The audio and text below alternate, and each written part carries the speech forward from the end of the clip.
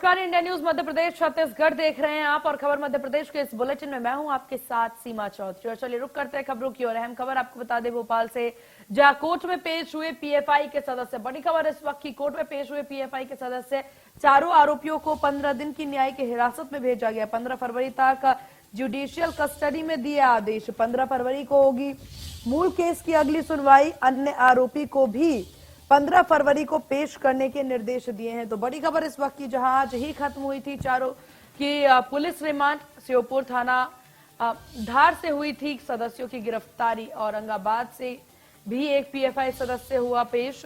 प्रदेश में जिहादी गतिविधियों में संलिप्त थे पीएफआई के तमाम सदस्य। तो बड़ी खबर इस वक्त की आपको बता दें, जहां आज खत्म हुई थी चारों की पुलिस रिमांड।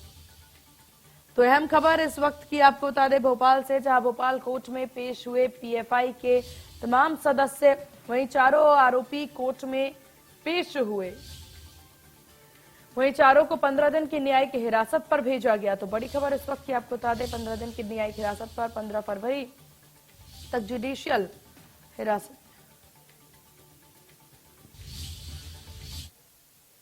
और इसी विषय पर तमाम जानकारी अपडेट के साथ हमारे संवाददाता ब्रिजेश जैन हमारे साथ सीधे जुड़ गए हैं भोपाल से। ब्रिजेश, इस पूरे विषय पर किस तरह की अपडेट सामने आ रही है? प्रदेश में जिहादी गतिविधियों में ये तमाम जो पीएफआई के सदस्य हैं वो संलिप्त थे। देखिए, पॉपुलर फ्रंट ऑफ इंडिया यानी पीएफआई के आतंकी गतिविधियां लगातार मध्य प्रदेश में बढ़ती जा रही थी, जिस पर 3 महीने पहले करारी चोट की थी एनआईए ने। एक इंटरनेशनल इनपुट मिलने के बाद लगातार मध्य प्रदेश में ये कार्रवाइयां हुई थी। पहले भोपाल में, सागर में, नीमच में, मंदसौर में और फिर उज्जैन में, इंदौर में लगातार कार्रवाइयां चली। अभी 4 तारीख को ही जो है 4 आतंकियों को गिरफ्तार किया गया था। हालांकि 3 आतंकी जो थे वे धार से, मंदसौर से और इंदौर से गिरफ्तार हुए थे और एक आतंकी पीएफआई का जो कनेक्शन मध्य प्रदेश से मिला था वो औरंगाबाद की जेल में पहले से बंद था, उसे भी मध्य प्रदेश लाया गया था। चारों को 4 दिन की पुलिस रिमांड पर भेजा गया था। रिमांड अवधि आज खत्म हुई। चारों को भोपाल की एनआईए स्पेशल कोर्ट में आज पेश किया गया था, जहां से उन्हें 15 फरवरी तक के लिए जुडिशियल कस्टडी में जेल भेज दिया गया है। 15 फरवरी को जो मूल केस है पीएफआई का, उसकी अगली सुनवाई है और उसमें पुराने जो पूरे संदिग्ध जो पहले से जेल में बंद हैं उनको भी पेश करने के निर्देश यहां पर जज ने दिए हैं। और ये 4 जो आतंकी अभी पकड़े गए हैं ये भी 15 फरवरी को ही दोबारा से पेश होंगे। जी बिल्कुल। और देखिए, 15 फरवरी तक का ये वक्त यहाँ पर तय किया गया और इस पीएफआई को लेकर के जिस प्रकार से जांच पड़ताल ब्रिजेश यहाँ पर की गई, उसके बाद क्या अभी भी पीएफआई के कनेक्शंस पुलिस के द्वारा सर्च किए जा रहे हैं? क्या अभी भी इस मामले में कोई नई अपडेट या फिर नई जांच पड़ताल में कोई रिपोर्ट सामने आ रही है? देखिए, एनआईए और मध्य प्रदेश की एटीएस मिलकर, एंटी टेररिस्ट स्क्वाड जो है वो मिलकर मध्य प्रदेश में सबसे बड़ा ऑपरेशन पिछले 3 महीने से चला रहे हैं, जिसमें जो भी अब तक आतंकी गतिविधियों में संलिप्त पाए गए हैं उनके रिश्तेदारों, उनके दोस्तों और परिवारजनों की कुंडली बनाई जा रही है। और ये लगातार जो डेटा कलेक्शन किया जा रहा है उसमें नए नए खुलासे हो रहे हैं, नए नए कनेक्शन सामने आ रहे हैं और यही वजह थी कि कार्रवाई लगातार चल रही है। पिछले महीने भी 3 आतंकियों को इंदौर उज्जैन से गिरफ्तार किया गया था और आज 4 दिन पहले ही मध्य प्रदेश से 3 और लोगों को गिरफ्तार किया गया है। यानी कि गिरफ्तारियां अभी बंद नहीं हुई हैं।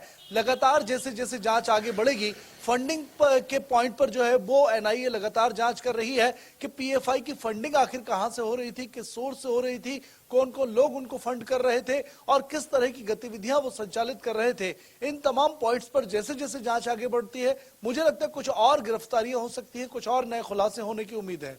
बिल्कुल। और इस पूरे मामले में देखिए, जैसे जैसे जांच आगे बढ़ती जाएगी ब्रिजेश, कई सारे खुलासे भी होते नजर आएंगे।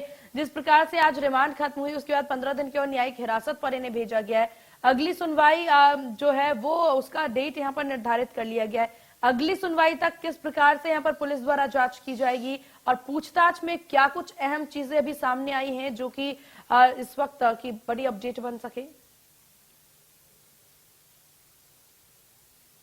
देखिए, 3 गिरफ्तार आतंकियों में जो अरशद था वो अकाउंट हैंडलिंग का काम करता था पीएफआई का, भोपाल ब्रांच का भी और इंदौर ब्रांच का भी।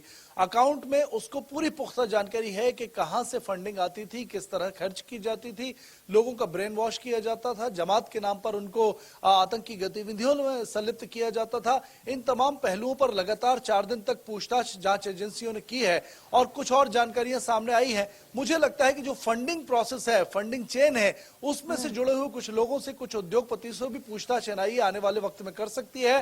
मूल केस की सुनवाई जो है वो 15 फरवरी को है। सभी आतंकियों को और संदिग्धों को एक साथ जो है वो 15 फरवरी को भोपाल की स्पेशल एनआईए कोर्ट में प्रस्तुत किया जाएगा।